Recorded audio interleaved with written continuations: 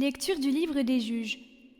En ces jours-là, il y avait un homme de Soréa du clan de Dan, nommé Manoah. Sa femme était stérile et n'avait pas eu d'enfant. L'ange du Seigneur apparut à cette femme et lui dit : « Tu es stérile et tu n'as pas eu d'enfant, mais tu vas concevoir et enfanter un fils. Désormais, fais bien attention. Ne bois ni vin ni boisson forte, et ne mange aucun aliment impur. Car tu vas concevoir et enfanter un fils. Le rasoir ne passera pas sur sa tête, car il sera voué à Dieu dès le sein de sa mère. C'est lui qui entreprendra de sauver Israël de la main des Philistins. » La femme s'en alla dire à son mari : « Un homme de Dieu est venu me trouver. Il avait l'apparence d'un ange de Dieu tant il était imposant. Je ne lui ai pas demandé d'où il venait, et il ne m'a pas fait connaître son nom. Mais il m'a dit : « Tu vas devenir enceinte et enfanter un fils. Désormais, ne bois ni vin ni boisson forte, et ne mange aucun aliment impur. Car l'enfant sera voué à Dieu dès le sein de sa mère et jusqu'au jour de sa mort. » La femme enfanta un fils, et elle lui donna le nom de Samson. L'enfant grandit, le Seigneur le bénit, et l'Esprit du Seigneur commença à s'emparer de lui.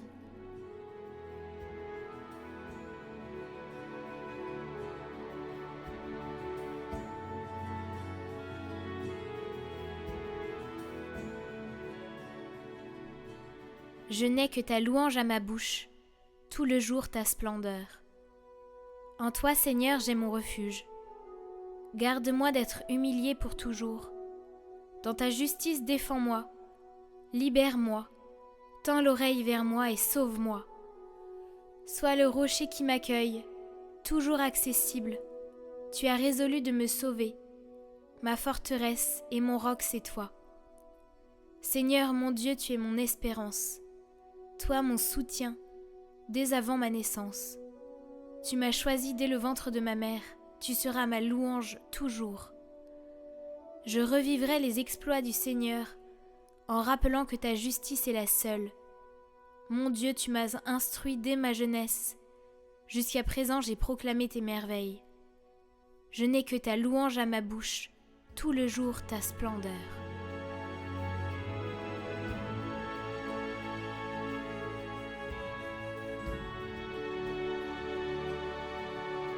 Évangile de Jésus-Christ selon saint Luc. Il y avait au temps d'Hérode le Grand, roi de Judée, un prêtre du groupe d'Abia, nommé Zacharie. Sa femme aussi était descendante d'Aaron. Elle s'appelait Élisabeth.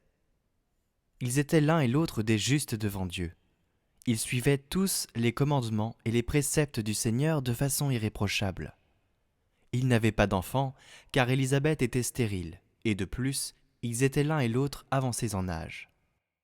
Or, tandis que Zacharie, durant la période attribuée aux prêtres de son groupe, assurait le service du culte devant Dieu, il fut désigné par le sort suivant l'usage des prêtres pour aller offrir l'encens dans le sanctuaire du Seigneur.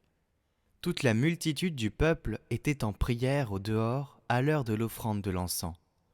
L'ange du Seigneur lui apparut debout à droite de l'autel de l'encens. À sa vue, Zacharie fut bouleversé, et la crainte le saisit. L'ange lui dit : « Sois sans crainte, Zacharie, car ta supplication a été exaucée. Ta femme Élisabeth mettra au monde pour toi un fils, et tu lui donneras le nom de Jean. Tu seras dans la joie et l'allégresse, et beaucoup se réjouiront de sa naissance, car il sera grand devant le Seigneur. Il ne boira pas de vin, ni de boisson forte, et il sera rempli d'Esprit Saint dès le ventre de sa mère.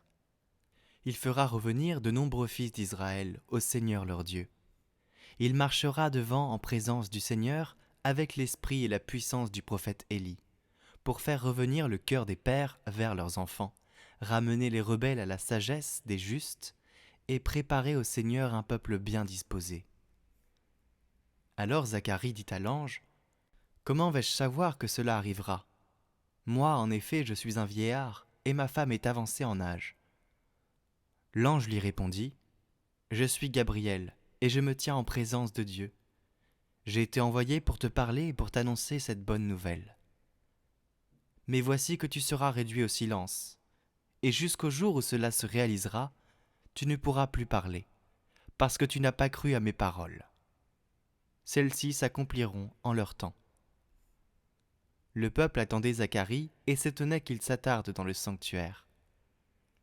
Quand il sortit, il ne pouvait pas leur parler, et ils comprirent que dans le sanctuaire, il avait eu une vision. Il leur faisait des signes et restait muet. Lorsqu'il eut achevé son temps de service liturgique, il repartit chez lui. Quelque temps plus tard, sa femme Élisabeth conçut un enfant. Pendant 5 mois, elle garda le secret. Elle se disait « Voilà ce que le Seigneur a fait pour moi en ces jours où il a posé son regard pour effacer ce qui était ma honte devant les hommes. »